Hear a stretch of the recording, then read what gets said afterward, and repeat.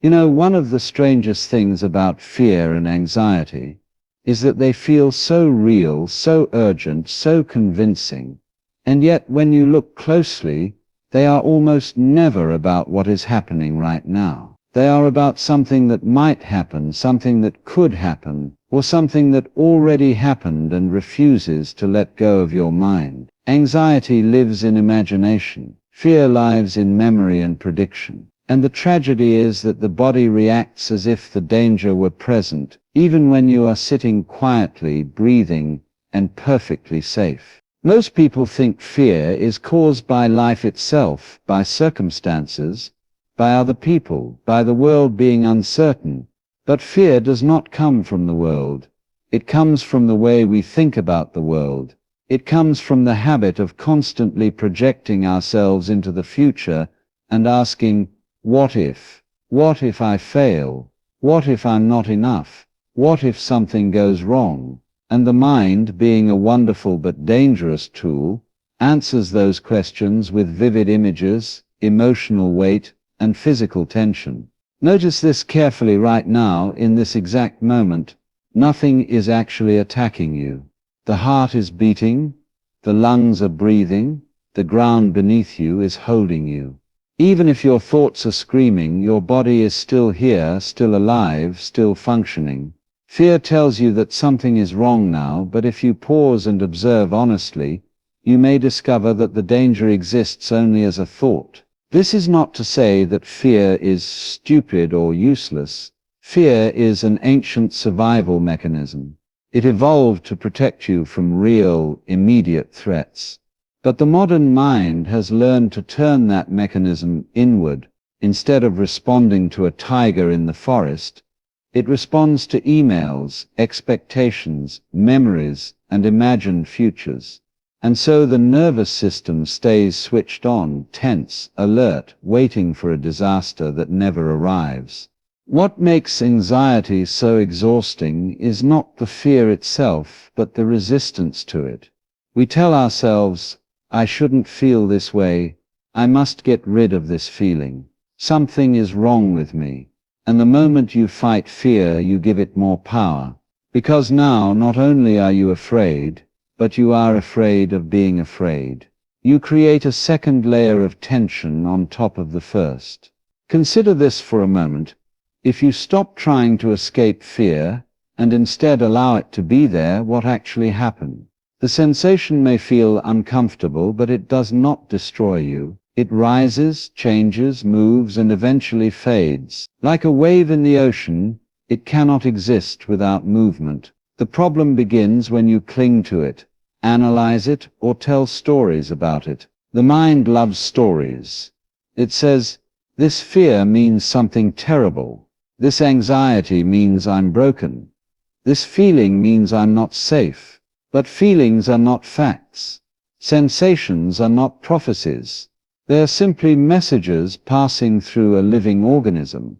And like all messages, they can be listened to without being obeyed. One of the great illusions of anxiety is the belief that you must feel safe before you can relax. But safety is not something you achieve in the future.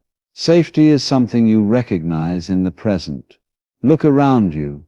Feel the air. Notice the weight of your body. This moment is already happening without your permission, and it is supporting you effortlessly. You did not create your heartbeat. You did not design your nervous system. You did not invent consciousness. Life is living you just as much as you are living life. And if life has brought you this far, breathing this breath, hearing these words, then perhaps it knows what it is doing. Fear tells you that you are alone, that you must control everything, that one mistake will ruin everything. But the truth is far more gentle. You are part of a process that is unimaginably vast, intelligent, and creative. The same force that moves the stars is moving your thoughts, your emotions, and even your fears.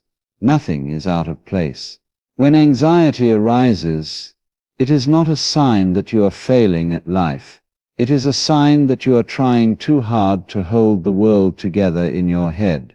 You are asking the mind to do a job it was never meant to do. The mind is a beautiful servant, but a terrible master. So for now, do nothing. Don't fix. Don't judge.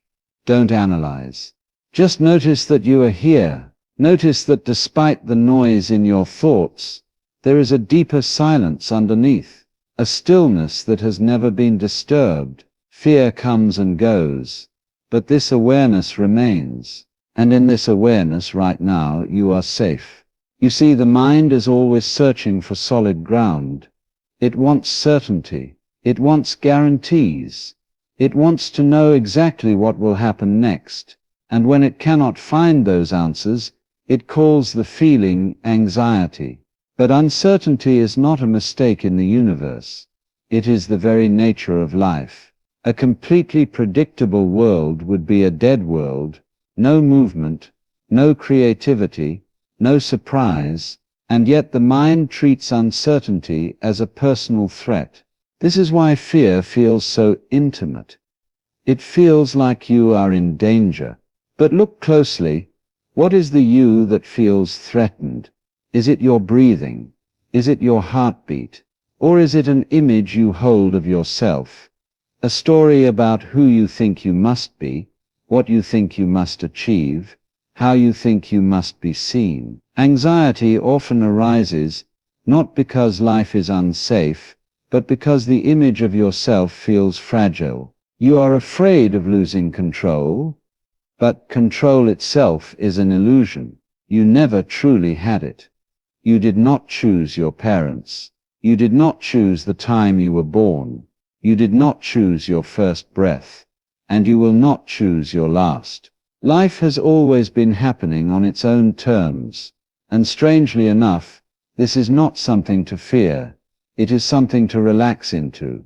Notice how much tension comes from trying to manage life as if it were a machine. You plan, calculate, prepare, and still things go wrong. You worry, anticipate, rehearse disasters, and yet the moment arrives, and it is never exactly as imagined. Anxiety is what happens when you confuse thinking about life with actually living it. The mind says, I must be ready, but ready for what? The future does not exist yet. It is an idea, a concept, a mental projection. You can prepare for 1,000 imagined futures and still be unprepared for the one that actually arrives. Because life is not something that can be rehearsed. It must be met, fresh, alive and present. Fear thrives on time. It needs a past to regret and a future to threaten. Take away time, and fear loses its foundation. Right now, there is no past hurting you. Right now, there is no future attacking you. There is only this moment, and this moment is quiet enough to hold you. This is why silence can feel uncomfortable to an anxious mind. In silence, there are no stories to cling to, no problems to solve, no identity to defend. And when the stories fall away, what remains is not emptiness, but presence. A presence that does not ask anything from you. A presence that does not demand improvement. You may notice that fear often speaks in absolutes. This will never end. I can't handle this. Something is wrong with me. But fear has no sense of proportion. It exaggerates. It dramatizes.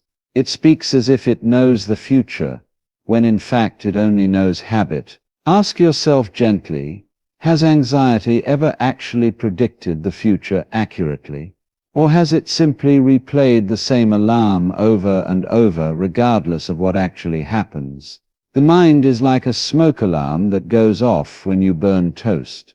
Loud, urgent, and completely out of proportion to the situation. And yet we treat every anxious thought as if it were a message from reality itself. We listen. We obey. We tense up. We retreat.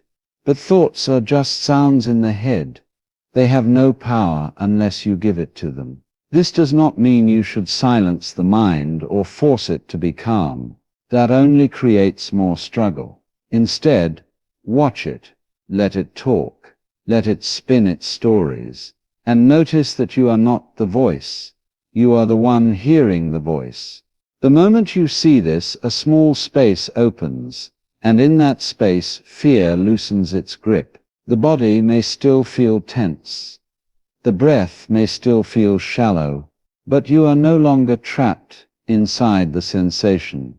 You are aware of it, and awareness is always larger than what it observes.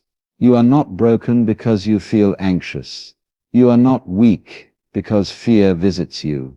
These are natural responses in a world that constantly tells you to rush, compete, and prove yourself. But you do not have to live at the speed of your thoughts.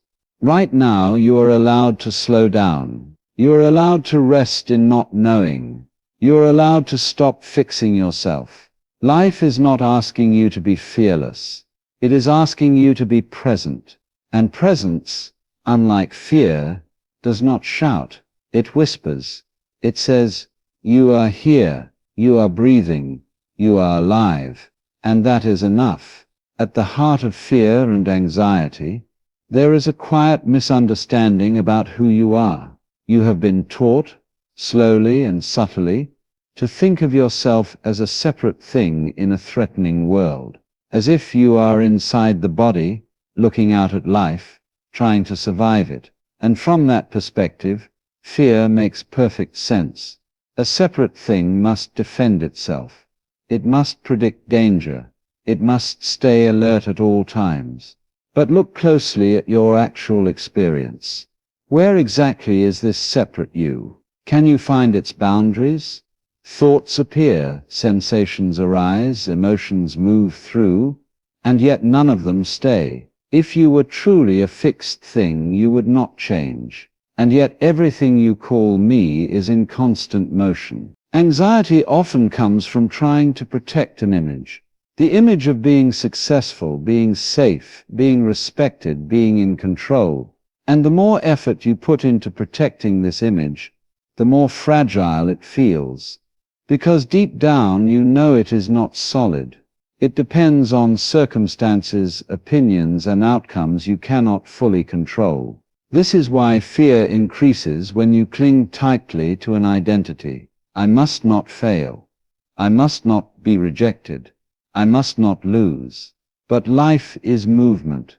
It includes loss as much as gain, uncertainty as much as clarity. To demand permanent security from a world built on change is to live in constant tension. The truth is not that something terrible is about to happen. The truth is that change is always happening, and change is not your enemy. It is what allows growth, creativity, and renewal. Even fear itself is a form of change, rising and falling like everything else.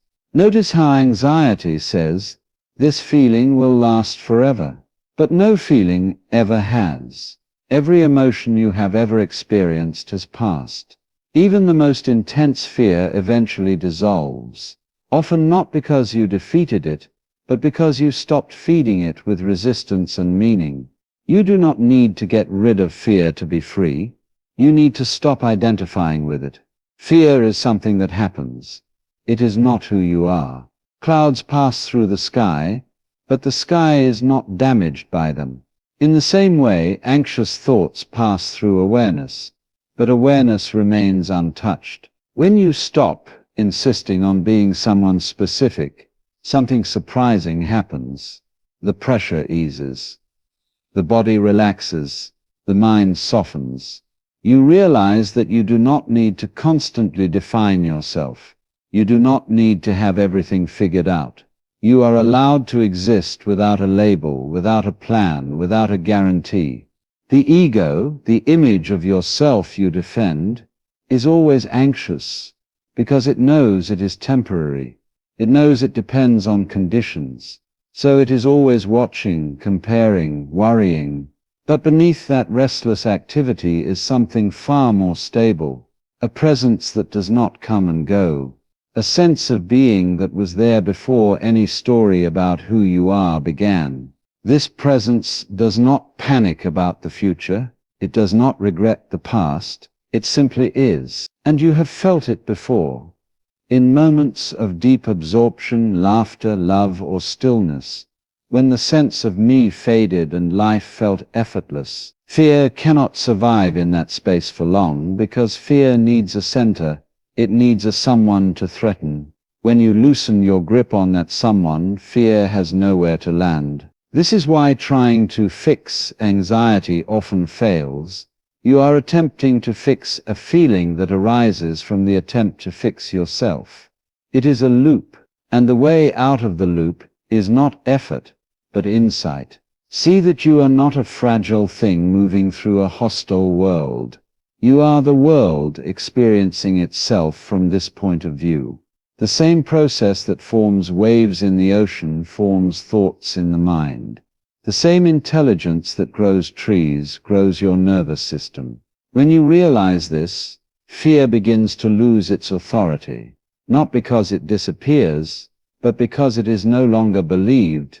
It becomes just another movement in the vastness of experience. You are not late. You are not behind. You are not failing at life. You are exactly where you are, and life is unfolding through you in the only way it can. And in this unfolding, even fear has its place, not as an enemy, but as a reminder to come back to what is real, what is present, what is happening now. There is a moment in every anxious experience where the mind tightens and says, "I can't let go." It feels as though letting go would mean collapse, failure, or even disappearance. And so you hold on to control, to certainty, to familiar suffering, because it feels safer than the unknown. But notice how exhausting this holding on has become. The effort itself is the pain. Surrender is often misunderstood. People imagine it means giving up, becoming passive, or allowing life to harm you. But true surrender is not weakness. It is intelligence. It is the recognition that life does not need your constant supervision. The heart beats without your permission. The lungs breathe without your instruction. Even sleep, the deepest form of surrender, comes only when you stop trying to control it. Anxiety persists because you are trying to swim against a current that is far larger than you. And the strange thing is, the moment you stop struggling, you do not sink. You float. Life carries you in ways the mind could never plan. Fear says, "If I don't stay alert, something terrible will happen." But consider this, how many of the most meaningful moments of your life happened because you were afraid, and how many happened when you were present, open, and not trying to protect yourself. Love, creativity, joy, none of these are born from control. They arise from trust. Trust does not mean believing that everything will go your way. It means knowing that whatever happens, you will meet it as it comes, not as a thought, not as a rehearsal, but as a living reality. And reality, when faced directly, is always simpler than the stories you tell about it. The mind imagines fear as a bottomless pit. It says, "If I relax, I'll fall forever." But what actually happens when you allow the fear fully, without resistance? You feel sensations, tightness, heat, movement, and then, like all sensations, they change. The pit has a flaw. It always did. The reason fear feels endless is because you keep stepping away from it. You run from it mentally, and it chases you. Turn toward it, and it begins to dissolve. Not because you defeated it, but because you stop treating it as a threat. There is a deep relief in admitting, "I don't know." The mind hates this phrase, but the soul recognizes it as freedom. Not knowing means you are no longer pretending to be in control of a mystery. You are finally honest with life, and life responds to honesty with support. Not always comfort, not always ease, but always presence. You are never given more than you can meet in this moment. Anxiety comes from trying to meet tomorrow's problems with today's energy. Stay here. Stay now. This moment does not require heroics. It does not require answers. It only asks that you be awake to it. You may notice that when you stop resisting fear, a deeper feeling emerges underneath: sadness, tenderness, vulnerability. Fear often guards a softer truth: that you care, that you are alive, that you are open to being touched by the world. And this is not a flaw, it is your humanity. The armor you built to protect yourself is heavy. You learn to wear it to survive. But you do not have to wear it all the time. You can put it down, even for a moment, and feel what it is like to breathe without tension. Life is not happening to you. It is happening as you. Every sensation, every thought, every emotion is part of the same movement. When you stop dividing experience into me and what I'm afraid of, the conflict softens. You are not standing on the edge of chaos. You are standing in the middle of a living, moving process that knows how to balance itself. Just as the body heals without your constant interference, the psyche knows how to return to calm when you stop interrupting it with fear of fear. Let go does not mean push away. It means allow. Allow the breath to be as it is. Allow the mind to wander. Allow the fear to pass through. You do not have to solve yourself. And in this allowing, something very quiet and very powerful becomes clear. You have never been separate from the safety you are searching for. One of the most overlooked causes of fear and anxiety is the way you speak to yourself. Not out loud, but quietly, constantly, beneath the surface of your thoughts. The pressure to be better, calmer, stronger, more confident. The belief that you should not feel what you feel. And so fear is not only something you experience, it becomes something you criticize yourself for experiencing. Self-judgment is a subtle form of violence. It divides you against yourself. One part of you feels afraid, and another part attacks it, calling it weak, broken, or wrong. And then fear multiplies, because now even your inner world is unsafe. But what if fear did not need correction? What if it needed understanding? When a child is frightened, you do not tell them to stop it. You stay with them. You listen, you reassure. And slowly their nervous system calms, not because the world changed, but because they were no longer alone with their fear. In the same way, the anxious part of you is asking for presence, not punishment. It is asking to be met, not eliminated. The moment you turn toward yourself with kindness, something begins to unwind. Compassion is not sentimental, it is practical. It calms the body in a way no argument ever could. Notice how fear tightens when you demand immediate relief. This must go away now. But notice how it softens when you say, it's okay that this is here. Permission is powerful. It tells the nervous system that it no longer has to fight. You are not failing because you feel anxious. You are responding normally to a world that moves quickly, judges constantly, and rarely allows rest. Anxiety is often the cost of caring deeply in a culture that teaches speed over presence. When you stop treating yourself as a problem, fear loses one of its main supports. The mind relaxes when it is no longer under attack. The body exhales when it is no longer bracing against itself. You may notice that beneath fear there is fatigue, a deep tiredness from trying to hold everything together, from being strong all the time, from believing you must carry life on your shoulders. But you were never meant to do this alone. Life carries itself. There is nothing you need to prove in this moment. No standard you need to meet. No version of yourself you need to become before you are allowed peace. Peace is not a reward for self-improvement.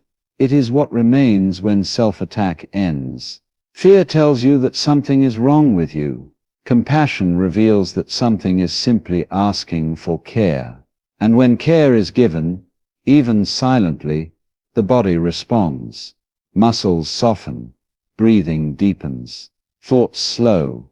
You are allowed to be human. You are allowed to have waves. You are allowed to not have it all together.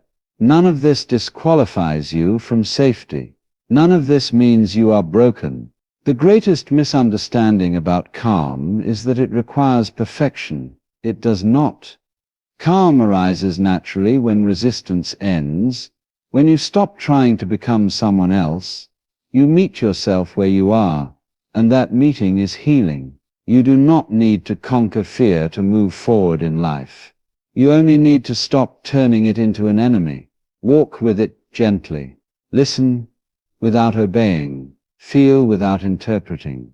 And as you do, you may begin to notice something quietly revolutionary.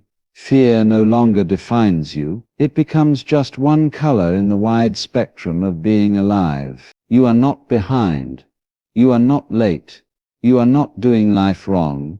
You are learning how to be present in a world that taught you to rush. And in this learning, every moment of gentleness toward yourself is a moment of freedom. There is a quiet truth that once seen changes your relationship with fear forever. Everything you are afraid of losing is already changing. Everything you are trying to hold still is already moving. Anxiety is the attempt to freeze a living process. It is the demand that life stop being life. The mind says, if only this could stay the same, I would be safe. But safety was never found in permanence. Permanence does not exist. Even the mountains wear down, even the stars burn out. And yet life continues not because things stay the same, but because they change.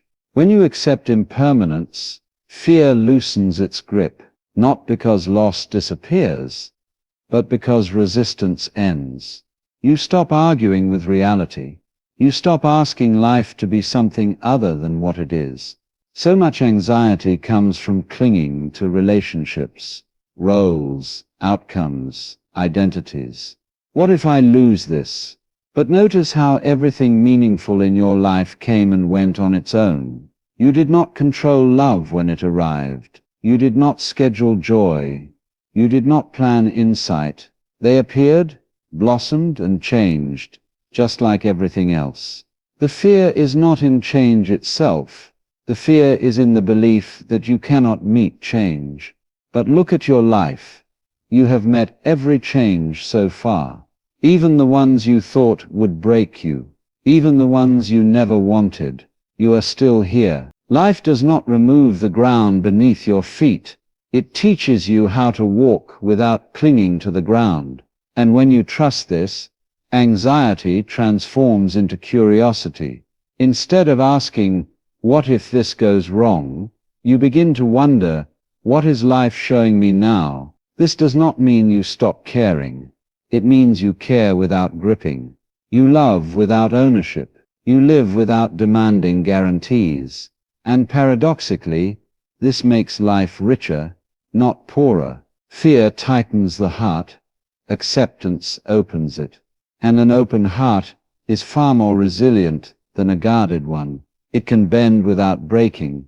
It can feel without collapsing. You are not meant to be certain. You are meant to be awake. Awake to the changing texture of each moment. Awake to the fact that even anxiety itself is impermanent. It rises, peaks, and fades, just like everything else. When you stop insisting that fear must end before life can begin, life begins immediately, right in the middle of uncertainty, right in the middle of not knowing. There is a deep peace in realizing that you do not need life to be predictable to be okay. You need presence. You need trust in your capacity to respond. And that capacity is already here. You are not fragile. You are flexible. You are not broken. You are responsive. The nervous system learns calm not through force, but through safety. And safety is found in allowing experience to move. The more you resist impermanence, the louder fear becomes. The more you flow with it, the quieter fear feels. Not because it disappears, but because it no longer dominates your attention. Life is not asking you to hold on. It is inviting you to participate, to dance rather than cling, to listen rather than control. And when you allow yourself to move with life instead of against it, anxiety loses its urgency. It no longer needs to shout, because you are finally paying attention to what is real. You are here, this moment is here, and that is enough. And so we arrive here not at an answer but at a recognition that what you have been searching for in the future has always been quietly present, not as an idea, not as a belief, but as an experience. This simple fact of being here, of hearing these words, of breathing without effort. Fear told you that safety was somewhere else, after success, after certainty, after healing, after becoming someone different. But safety was never a destination. It was the background of every experience you have ever had. Even fear itself appeared within safety. It arose, changed, and passed without destroying you. Notice how nothing is required of you right now. You do not have to improve this moment. You do not have to understand it. You do not have to escape it. This moment is already complete, and you are already included in it. The mind may still speak. Thoughts may still come and go. Sensations may still rise in the body. But none of that changes the deeper truth. You are not in danger from experience itself. Experience is simply moving, as it always has. When fear appears again, and it will from time to time, you do not need to make it a problem. You can greet it like weather passing through the sky. You can say, "Ah, this too," and in that gentle acknowledgement, its power fades. You are learning that peace is not the absence of fear, but the absence of resistance. It is the willingness to be with what is, without turning it into a story about what is wrong. Life does not need you to be fearless. It needs you to be present. Fear fades naturally in the light of awareness, just as darkness fades in the presence of light, not because it is fought, but because it is understood. You have always been supported by something far larger than your thoughts, something that breathes you, moves you, and lives through you effortlessly. Trusting this is not blind faith. It is noticing what has always been happening. Right now nothing is missing. Nothing is chasing you. Nothing is demanding that you become someone else. You are allowed to rest inside this moment, exactly as you are. And perhaps the most freeing understanding of all is this: you were never meant to figure life out. You were meant to live it, to feel it, to move with it, to let it surprise you. Fear dissolves when you stop asking life to promise safety and start noticing that safety has always been here, quietly, patiently, waiting for your attention. So breathe, not to calm yourself, but because breathing is happening. Feel the ground beneath you, not to ground yourself, but because you are already grounded. You are here, you are alive, and in this moment just as it is, you are safe.